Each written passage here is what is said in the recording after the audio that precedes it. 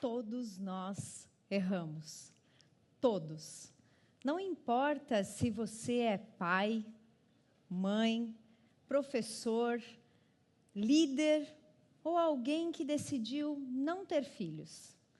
Errar faz parte da experiência humana. Mas o ponto mais importante não é o erro em si, é o que fizemos depois dele. Porque, geralmente, não é o erro que traumatiza toda uma vida. Não é o erro que marca uma relação por completo. O que marca é como lidamos com esse erro quando ele acontece e, principalmente, como recebemos o outro depois que ele erra. Se você está sentado aqui, nessa plateia hoje, tem algo que nos une. Todos nós fomos crianças um dia. Crianças que erraram muito. Erraram porque estavam aprendendo como o mundo funciona. Que erraram porque estavam entendendo como as pessoas se relacionam. Crianças essas que dependeram de adultos para aprender a lidar com emoções grandes demais, ainda num corpinho pequeno, com um cérebro imaturo. Talvez você tenha sido uma criança calma, talvez uma criança obediente, ou uma criança intensa, explosiva, mas com certeza você se lembra de em algum momento lá atrás da sua infância, você estar diante de um adulto maior que você, mais forte que você, mais velho que você, tentando lhe ensinar algo, acertando e muitas vezes errando com boas intenções, simplesmente errando por não saber fazer diferente. Eu sou a Thalita Tonin, eu sou doutora na área da saúde, eu sou especialista em neurodesenvolvimento infantil, eu sou orientadora de famílias, ou seja, eu ajudo pais e mães a serem melhores com os seus filhos. E eu também sou apresentadora de TV. Mas antes, bem antes de ser tudo isso, eu sou mãe da Malu e do Luca, a minha dupla maluca. Até rima, né, gente? E eu erro. Eu não estou aqui para falar de uma maternidade perfeita. Até porque mães perfeitas existem. Até que a gente se torne mãe. Antes somos todas perfeitas. Eu estou aqui porque eu já errei muito e eu ainda erro. Mas agora tem uma diferença. Eu aprendi a reparar os meus erros. Houve um tempo em que eu punia meus filhos. Eu castigava, eu gritava, eu ameaçava. Eu estava exausta. Na época, grávida do meu segundo filho, Luca, com aquele barrigão e os hormônios, ó, a milhão. A minha primogênita, Malu, com 2 anos. Os terríveis 2 anos. Que hoje em dia eu prefiro chamar de incríveis 2 anos.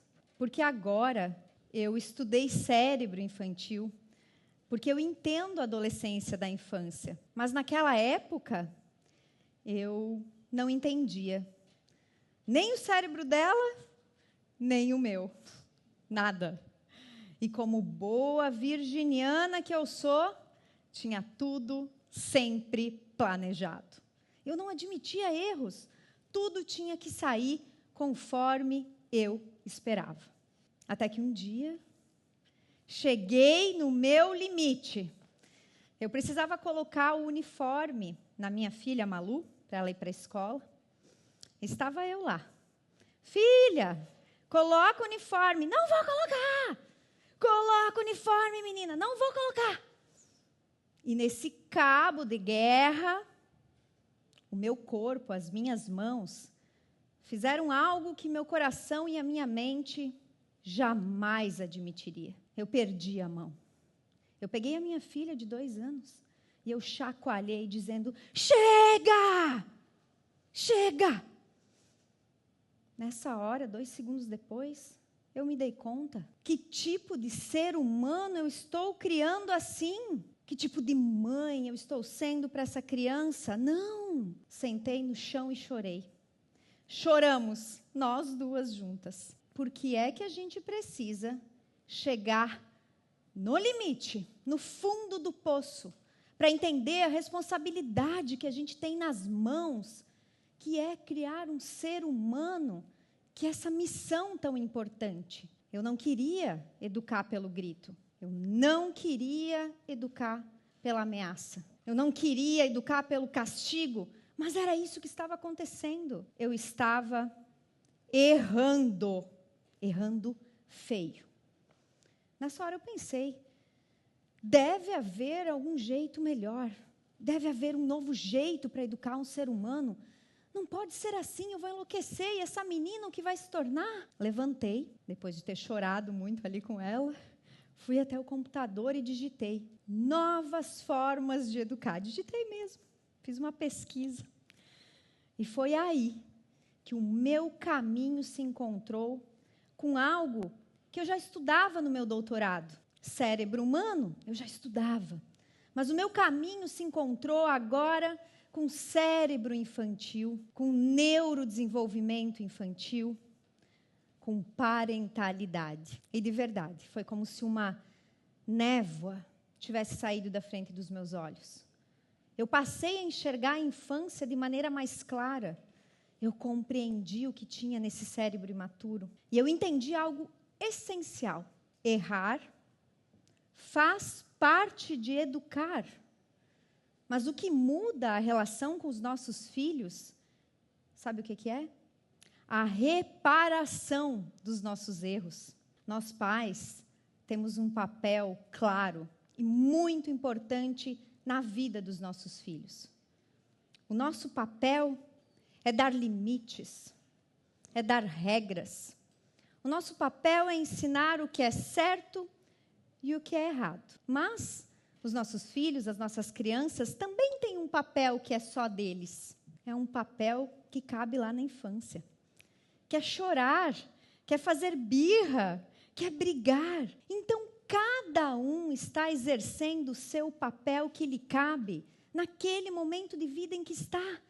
Tanto os pais quanto a criança. A criança, ela nos entrega, na infância, exatamente o que um cérebro imaturo é capaz de nos dar quando lida com uma forte emoção.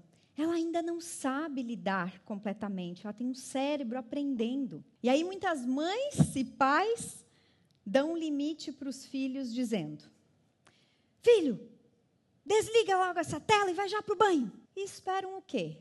Que o filho diga, mamãe, muito obrigada, a senhora realmente tem toda a razão, como a senhora está certa, eu vou mesmo desligar a tela e eu vou para o banho, muito obrigada mamãe, a senhora é muito sábia. Não, os nossos filhos, crianças, eles não vão nos agradecer, eles vão chorar, eles vão brigar, eles vão se frustrar. Esse é o papel deles na infância. E o nosso papel de adulto, de pai, de mãe, não é se juntar a esse caos, alimentar e aumentar esse caos. O nosso papel de pai, mãe, de adulto, é ajudar esse cérebro a aprender a lidar com esse caos. Conseguem compreender? Mas calma, essa não é uma conversa só sobre crianças. É uma conversa sobre relações humanas que a gente está tendo aqui hoje. Porque por muito tempo fomos educados e criados de que quando erramos, quando fizemos uma briga, um choro, A gente tem que afastar aquela pessoa. A gente tem que isolar aquela pessoa que erra. Fomos educados assim. A gente tem que punir quem erra. Quando, na verdade, o cérebro, quando erra, ele entra num modo que a gente chama de modo luta-fuga. Ele não aprende nada assim. Ele sobrevive só sobre essa ameaça. Isso vale tanto para a criança, para adolescente e para nós, adultos. O cérebro de uma pessoa, quando erra, e essa pessoa é deixada lá sozinha, esse cérebro aprende a sentir vergonha, aprende a sentir medo, aprende a se sentir incapaz. Mexe lá na autoestima da pessoa. Baixa a autoestima lá embaixo. E talvez seja por isso que muitos de nós, hoje, não conseguimos nos desculpar, não conseguimos reparar os nossos erros, não conseguimos remediar quando erramos. Porque quando éramos crianças, ficamos sozinhos, lá num cantinho, isolado. Temos essa dificuldade. Mas sempre é tempo de interrompermos ciclos, de reescrevermos a história. Sabe por quê? Porque o mundo para o qual nós fomos criados, esse já não existe mais. Hoje em dia, a gente já sabe, já compreende que se relacionar com pessoas não é sobre controle absoluto, não é sobre perfeição completa, não é sobre nunca errar, mas sim sobre assumirmos o que os erros causam na nossa vida e também o que os erros impactam na vida do outro, as consequências da vida do outro. E quando eu erro e reparo, é como se eu dissesse sem palavras: eu errei, eu pisei na bola, mas eu estou aqui, eu quero melhorar, eu quero mudar. Isso é reparação.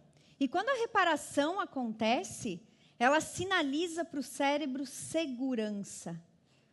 E aí sim, um cérebro seguro, ele é capaz de aprender, de perdoar, de melhorar. E agora, depois de toda essa nossa conversa aqui, eu queria fazer com vocês um momento de calma, um momento de reflexão sobre os nossos erros. Vocês receberam uma luzinha na entrada? Sim? Eu vou pedir, por gentileza, que vocês liguem essa luzinha de LED. Isso. Se sentem confortável na poltrona, relaxa um pouquinho. Vamos fazer um momento de respiração profunda.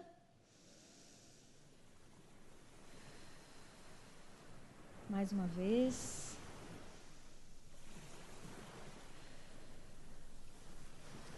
E agora eu gostaria de convidar vocês a voltar lá atrás, lá na infância, quando vocês eram crianças. Volta lá em algum momento que você errou, ou que você foi acusado de errar. Um momento em que você se sentiu sozinho. Volta lá e olha para essa criança. Observa ela. Onde ela está? Na escola? Na sala de casa? No quarto, sozinha? Como é que é o cheiro desse lugar? E a roupinha que essa criança está usando? Agora vai voltando lá com os olhos de hoje. Vai chegando perto dessa criança, devagarinho. Olha o tamanho do corpinho dela. Que pequenininho, né? Tem tanto para aprender ainda. E a mão dessa criança, olha o tamanho que ela tem. Chega pertinho dela agora e dá um abraço. Um abraço apertado. Um abraço que talvez lá atrás ninguém deu nela, quando ela estava lá sozinha. Um abraço não para punir, não para castigar, um abraço para ajudar. Talvez ela vai chorar dentro dos seus braços. Talvez ela vai relaxar.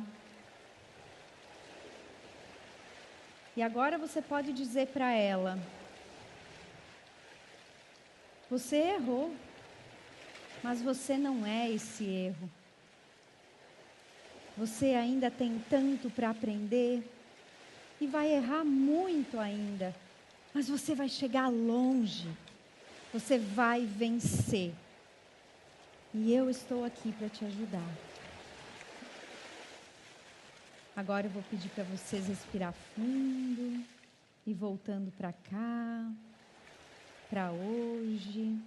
Pode ir abrindo os olhos. Olhem para essa luzinha que vocês receberam. É uma luzinha fraquinha.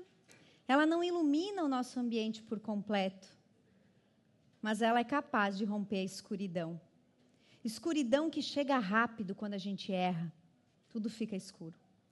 Agora eu gostaria que vocês levassem a luzinha para casa com vocês, colocassem ela no escritório, ao lado da cama, para lembrar da criança que vocês foram um dia, que erraram e que talvez ficaram num cantinho sozinhas, chorando, mas também para lembrar do adulto que vocês são hoje, da capacidade, do poder que vocês têm. Depois dessa nossa conversa, essa luzinha é para lembrar que vocês podem reparar, que vocês podem se desculpar, vocês podem sempre falar quando errar, porque boas pessoas erram, mas boas pessoas reparam.